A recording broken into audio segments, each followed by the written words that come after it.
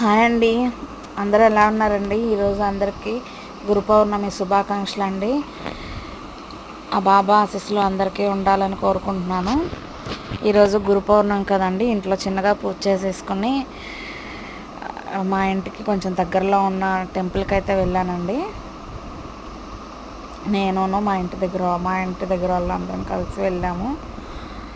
టెంపుల్కి అయితే వెళ్ళామండి. గుళ్ళో దర్శనం అది బాగానే జరిగింది. పెద్దగా జనం అయితే ఎవరు లేరు. తొందరగానే అయిపోయింది దర్శనం కూడాను. దర్శనం చేసేసుకుని కానుకది వేసేసి ప్రసాదం ఇస్తే ప్రసాదం కూడా తినేసేసి వచ్చేసామండి. మీరందరూ గురు పౌర్ణమి ఎలా చేసుకున్నారు